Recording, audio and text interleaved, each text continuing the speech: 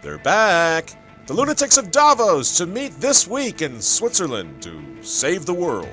New legislation that would classify half the country as a hate group. Plus, Dr. Ted makes the global health dictatorship official, while Cacklin' Cammy denounces pro-life America. And finally, a message from Zoe, a little girl whose short life may be the most powerful sermon you have ever heard.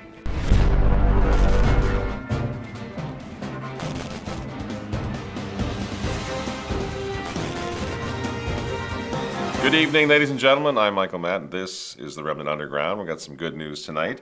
The lunatics of Davos are having their big powwow over in Switzerland this weekend. Starts today. So all of our troubles, in other words, are going to turn to sort of transhumanist bubbles, evidently. They've got 50 heads of state. They've got Swiss military, aircraft overhead. Klaus is really putting on a show. And basically they're telling us that they are now going to save the world in the post-pandemic period, even though there's another pandemic upon us now with the monkeypox business. So I'm not sure what it all means. Yeah, we're just going to keep an eye on it, of course. I think it's going to be more of the same. But more importantly, we have noticed that evidently Field Marshal Schwab has got himself a new speaking coach. Check this out. At this pivotal moment, I see several priorities for the global agenda. We must continue to fight against the global pandemic. We must revitalize the global economy and accelerate its transition to net zero. Isn't that great? I mean, I think that's great. I like Schwab. I always have thought he had an impressive delivery. But I think just sort of adding that transhumanist robotic arm thing is very, very helpful. And I would think that it would probably make him a little bit more relevant to the youngsters of the world. Sure. Yeah, because, I think so. No, this is crazy, friends. This is so crazy. You know, the old nuns in Catholic school, grade school, 100 years ago when I was in school, they used to teach us in catechism class, they used to say that sin, like habitual sin, actually darkens the intellect, and it eventually transforms us all into morons if left unrepented. And I would suppose that the good sisters of the old days would have settled for the word lunatics, and that is exactly what we're dealing with here, these lunatics of Davos. Not to minimize their influence in the world, because they have harnessed evil. But it is interesting how they're exposing themselves too. You know, now they actually come right out with the fact that they have a God complex. Now humans are developing even bigger powers than ever before. We are really acquiring divine powers of creation and destruction.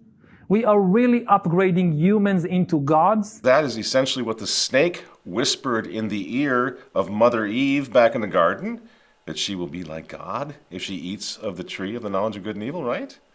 It's astounding how identifiable they are, how transparent they are now. And again, how crazy they are, even the ones that have been around for a while. I happen to think that, you know, the conservative Republican George W. Bush kind of got this whole great reset started when he went around the world enforcing democracy at the point of a gun, blowing the hell out of countries and whatnot. Well, even he's still banging around out there.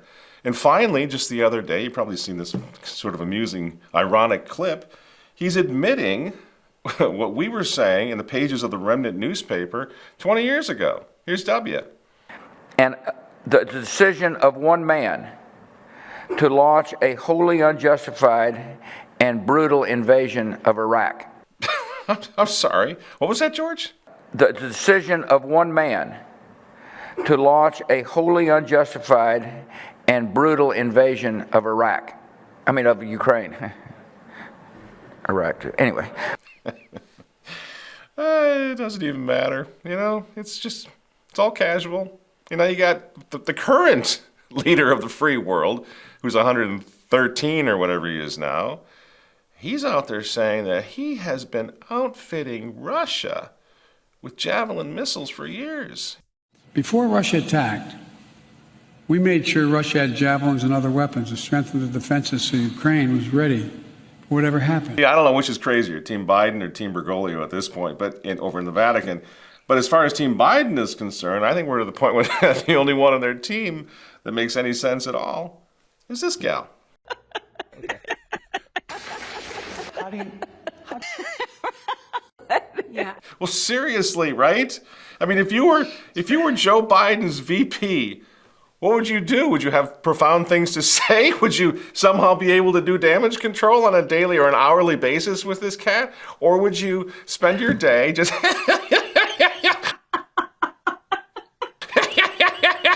just cracking up laughing? What else are you gonna do? Straight up broken. Yeah, Broken. it's just crazy. It's absolutely crazy. But that's where we're at.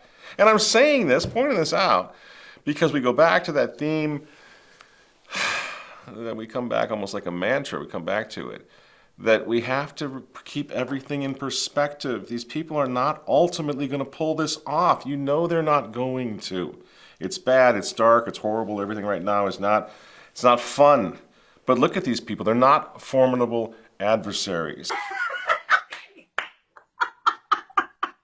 They're lunatics running the asylum. Eventually, it's going to burn down. It really is with these guys.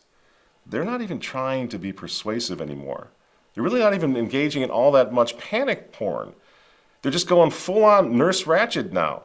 Because there are just too many Ron DeSantis's, too many Rand Pauls. Now we got Archbishop Cordileone shutting down Nancy Pelosi's trip up to the communion rail every week. Fantastic. God bless you, Your Excellency. There's too much of that going on. It's getting in the way of this program, and they know it. They're running out of time. So they're resorting to brute force. Now it's a medical dictatorship they want, where Big Brother is going to save us all from what's left of COVID. I just saw the other day there's some new variants, COVID variants out now in Minneapolis, and the Star Tribune is freaking out because in South Africa, this new variant is spreading among the vaccinated. It's particularly virulent among the vaccinated of South Africa. And yet, they're going to start vaccinating 5-year-olds. Like, it's just completely insane. It's nuts. So this is what they're doing now. We're going to have to turn everything over to the World Health Organization, including our national sovereignty, and it's going to look something like this. As you know, there have been several reviews of the global response to the pandemic with many recommendations for strengthening global health security. They all recognize the need for better systems and tools, better financing, including for global public goods such as vaccines, better global governance, and a stronger, empowered, and sustainably financed WHO. To connect and underpin these ideas, I believe the time is right for an international treaty. But even that's not going to be enough, this thing with the World Health Organization. It's not going to be enough. Why? Because too many of us are not going to do this again. And they know it. We're really, really done with it. It's not going to happen again. And so, time for the folks from the government who are here to help to initiate Operation Domestic Terrorism. That's next. And of course, this too. For 10, 15 years, we've been predicting the rise of the Gestapo. Well, here it comes. The House just passed legislation this week that will create domestic terrorism offices across 3 federal agencies to prevent homegrown violent incidents like the one that happened in Buffalo last week. Well, at least some of those violent incidents, not all of them. Because, like, for example, here in sleepy St. Paul, 3 people now were shot in 24 hours, a 24-hour period yesterday. Still an active scene here. We're at 5th and Cedar as Metro Transit Police investigate the 3rd deadly shooting in the city within just the past 6 hours. Did you hear anything about that? Bet you didn't. And that's because the shooters here in St. Paul had the wrong skin color, you see, because we're so progressive here. Wrong skin color doesn't happen. There's no potential for a national story, much less a legislation in Congress. Whereas the mentally handicapped nut job in Buffalo, well, you see, now he was white. That makes all the difference in the world. So now if this thing passes in the Senate, and Mr. Turtle Man here is going to most likely do his utmost to see that it does, anyone who criticizes, $40 billion being sent to Ukraine, God knows where we're getting that money from, but that's what they're doing here, they want to do. Or if you criticize the monkeypox panic porn that's probably going to be coming by midsummer, or if you criticize old Uncle Potts over here losing his noodle, well, you're going to be considered a domestic terrorist, or they can certainly classify you as such. And so you say, well, would that include even people like Tucker Carlson? Well, duh, yeah. He's had a target on him for a while, of course. How about us here at Remnant TV? Well, of course. Domestic terror? Of course. Again, I was writing about this back in 2007 when the Southern Poverty Law Center put us on their hate map, the Remnant hate map. And I said at the time, this was preparation for just this kind of Gestapo legislation that we see being pushed through right now in the wake of Buffalo. You see, it's been planned for a long time. It doesn't matter that this is what happens to the folks that the SPLC puts on their hate map. We can stand together against hate. The center also calls the Family Research Council a hate group. The definition of a marriage is what it's been for 5,000 years. It's the union of a man and a woman. I often disagree with the council myself. But do they belong on this hate map? When they don't agree with you politically, they're going to list you as a hater. But once you're labeled a hate group, you become a target. Developing now word of a shooting at the Family Research Council there in Washington. One man was so enraged by what the center said about the Family Research Council, he went to their headquarters to kill people. A man shot a security guard in the arm. Fortunately, that guard stopped the man before he could shoot anyone else. He told the judge that he was there to kill as many of us as possible because we were a hate group. The council's offices were attacked by a guy with a gun. I mean, they don't deserve this. There's always extremists out there. Yeah, when it's violence against pro-life Christian groups, well, stuff happens. What are you going to do? They're just trying to keep everybody safe by putting, pro-life groups like that on a hate map. Trying to keep everybody safe from domestic terrorism, don't you know? And now these same lefty lunatics want to designate half the country as a hate group. This bill, or a bill substantially like it, has come up before, and it enjoyed substantial bipartisan support, and now that has changed. Why is that? It is because it has become evident that the majority seeks for political reasons to conflate the extraordinarily serious issue of domestic terrorism with half of the country, with their political opposition. And now don't forget, these are the same folks that want the FBI to round up you, moms and dads, parents all across this country, who don't really like it when their children are sexually groomed in the classroom. I just want to read from the title of the bill. H.R. 350, 117th Congress, second session, to authorize dedicated domestic terrorism offices within the Department of Homeland Security, the Department of Justice, and the Federal Bureau of Investigation to analyze and monitor domestic terrorist activity and require the federal government to take steps to prevent terrorism. Well, we already know what this looks like. We've already seen this happen. The Department of Justice went after parents who showed up at school board meetings to voice concerns about what was happening in their child's school. I thank God for guys like Jim Jordan. These guys are trying to do their best to stop it. But what are we looking at if all of this passes into law, other than a police state? Because they don't actually believe that parents are terrorists. I mean, you know that, right? They don't actually believe any of this. The truth has nothing to do with this. They just want to shut up their opposition. They don't actually believe that America is teeming with domestic white terrorists, white supremacist terrorists, right? They don't actually really think the white hooded Klans guys thing is still happening like some goofy Kiefer Sutherland movie. That's not happening. They don't believe that it is. They're just telling scary stories. They're just setting up a narrative for the watchers of The View, whose sons think that pro wrestling is real.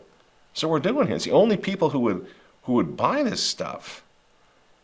But the problem is when people begin to figure it out, as millions have, as is evidenced, we keep talking about evidence by Joe Rogan and Elon Musk and Bill Maher and so many mainstream leftist folks, or left-leaning folks, just calling foul on this. This is crazy. They're not buying it. So it's not just us. Lots of folks are not buying it anymore. Lots of folks are saying, hang on just a cotton-picking second here. What's going on?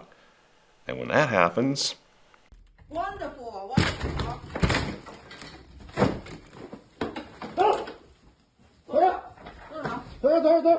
This woman's door was kicked in by police when she refused to go to quarantine. Others in Shanghai smashed rotten vegetables in the street and performed so-called concerts with their pots and pans to express their frustration after weeks of life under lockdown in China's most populous city and economic capital.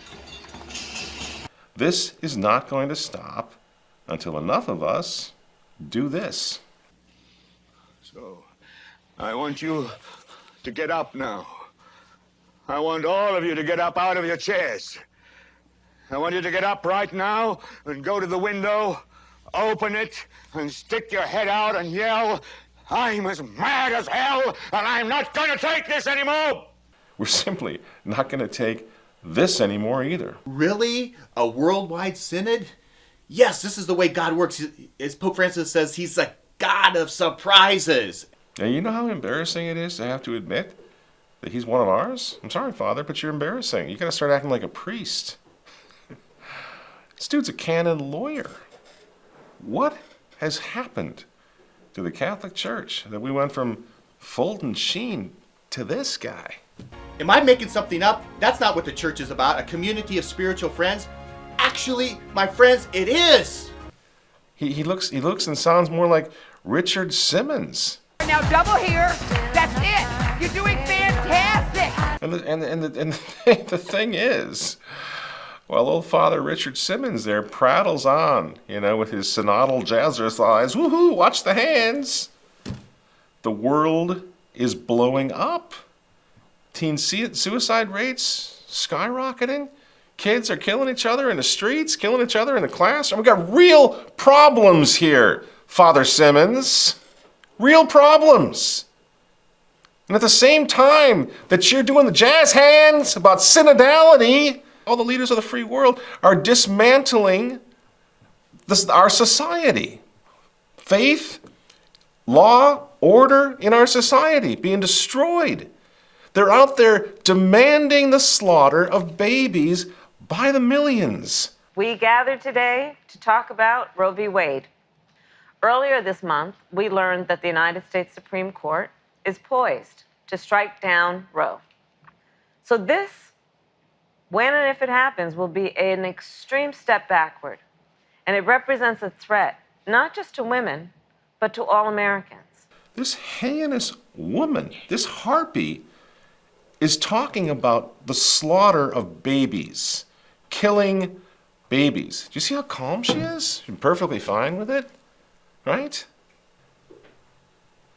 A person who speaks like this has no conscience, no compassion, no empathy. In other words, we're looking at a sociopath. Sociopaths running the most powerful country in the world.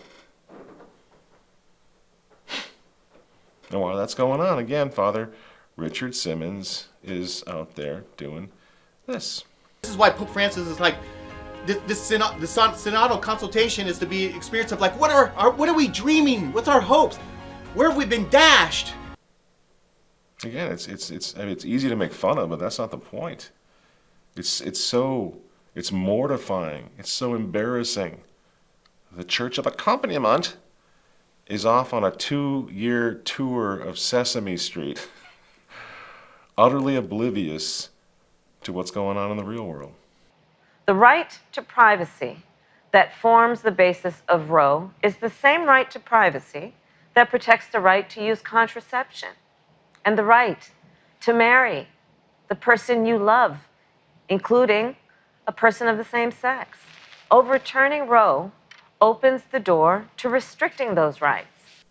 When you listen to something like that, you think about it from the baby's perspective. It's so sick. Sometimes we've talked about this. We worry that you just get so used to abortion, there's nothing you can do about it. But my gosh, as long as this is continuing, as long as this war against the unborn is continuing, do we even deserve to be saved? Just half an hour ago, in Oklahoma, the state legislature passed one of the most extreme abortion bans in the country. A ban that would outlaw abortion from the moment of fertilization.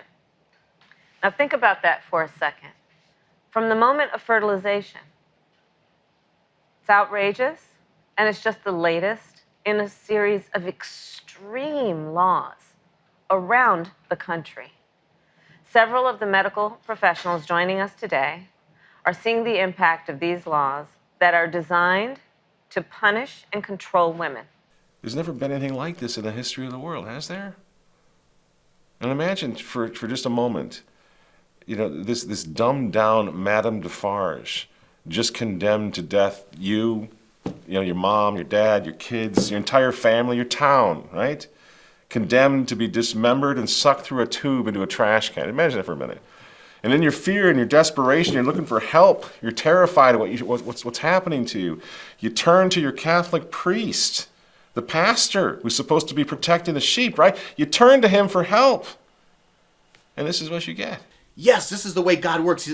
As Pope Francis says, he's a God of surprises. And God help us. And wouldn't it be great if Pope Francis, the super compassionate, humble Pope, wouldn't it be great if he were to initiate a 2-year synodal plan to end abortion? Wouldn't it be something? You see, that's not going to happen. Francis is too busy listening to Nancy Pelosi so he can set up his synodal church based on what lunatics like Nancy are saying is missing still from her church experience. So it begins to seem like we're on our own, doesn't it? But we're not on our own. I know it seems dark, but we're not on our own. Because God is in our camp, and the more we see of this evil and this lunacy, the more we turn back to Him, and that's the point. And that's what's happening all across the world. And I would like to close this show tonight with a message, if you will, a message from heaven, delivered by a little traditional Catholic girl named Zoe. Now, I'll just premise it by saying that Zoe was born into one of these families that Francis right now is trying to cancel with Traditionis Custodes, trying to make them not be able to go to Mass, not be able to take their children to Mass, the Latin Mass anymore. Cancel them because he says they don't appreciate Vatican II enough. He says they're divisive. He says they're rigid. And I'd like to know what you think of that, especially those of you who are not traditional Catholics. I would like to close the show tonight by showing you what those rigid, horrible, pharisaical people look like. And so I invite you to watch this. Let's watch it together so we have a better understanding of exactly who the enemies of the Vatican are versus the enemies of our children. Let's watch. My name is Zoe Catherine Bars. I was born on July 16th, 2021 at 7:28 a.m. When my mom was 23 weeks pregnant, she found out that I had trisomy 18. It means I would be very small, and I might not live very long. It wasn't even sure I would be born at all. My parents were heartbroken, especially my mom, who now knew that I might not make it to birth. Even after the bad news, they had hope and prayed very hard. My mother is the strongest person I know. She kept me safe and fed me for over 38 weeks. She loved me and kept me hoping for the best. Soon came the day that I was to be welcomed into the world. In the delivery room, the first person I met after my parents was Canon Huberfeld, our priest. He quickly baptized me and confirmed me and welcomed me into the church. I couldn't breathe very well. The doctors worked quickly to put me on oxygen so I could breathe. Even though they weren't sure what would happen, they knew I would be okay, and I would go to heaven if I should die. My new sister-in-law, Anne, stayed with my parents all day. She's a nurse, so she's really smart. She made sure my parents knew that the doctors were really doing everything they could for me, because she knows all about doctors and that sort of thing. She also took pictures of everything. She even got pictures of my funny little toes. My mom likes looking at the pictures Anne took of me all the time. I like watching over her as she looks at me. I got to meet my whole family that day. I got to meet all my older brothers. I have a lot of them.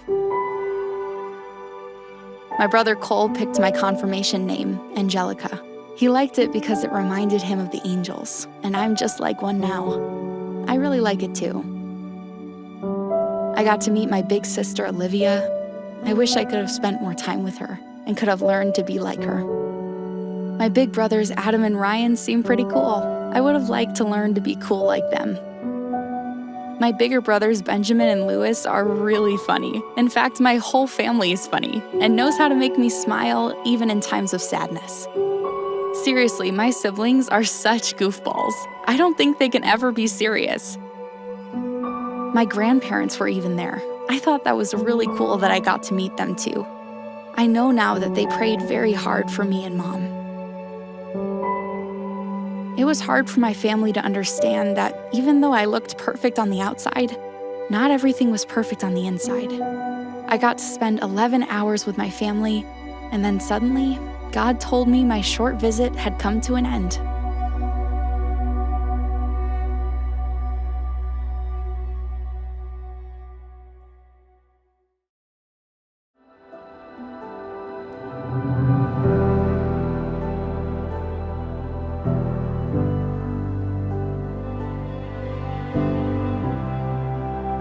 My parents are so lucky to have so many people that love them so dearly. People from all over came to support them. It looked like the entire church came to the funeral. Canon Huberfeld gave a really cool speech about me. He said that everything happens because God wills it. And he said that it was God's will that I be a saint, to watch over my family from heaven. I now know that I'm not meant to live down there. God made me to be with him in heaven. Still, I wish I could have been with them longer. Long enough to laugh with them, get to know them, long enough to give them a hug until I can't let go. Now that I'm no longer on earth, I can help everyone from up here in heaven. If you could only see what I see.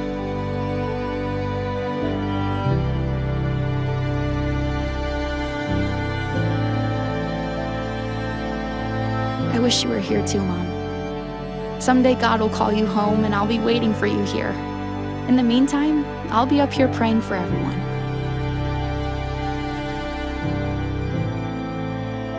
That's why I'm here after all. To be your little Saint Zoe.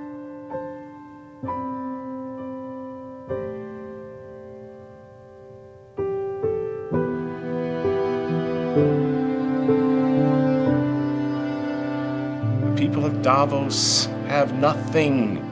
They have nothing that can compare with what we just saw. Nothing even comes close. And it's capable, that faith, of conquering even death itself, friends. Now look at the faces of Zoe's mom and dad as they buried their little daughter. They're not afraid. They're not despairing.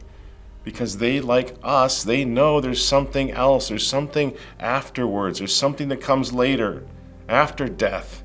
It makes death not so very, very frightful. Zoe's life mattered. It mattered that Zoe got to live for just a few hours. It matters because now she is with God, and we all share in Zoe's victory. She's one of ours. Let me tell you this, friends. With little angels like that on our side, the demons of Davos don't have a dog's chance in hell of pulling this thing off. We must believe that. We do believe that. I'm Michael Matt for Remnant TV. Little Saint Zoe, pray for us. And we'll see you all next week.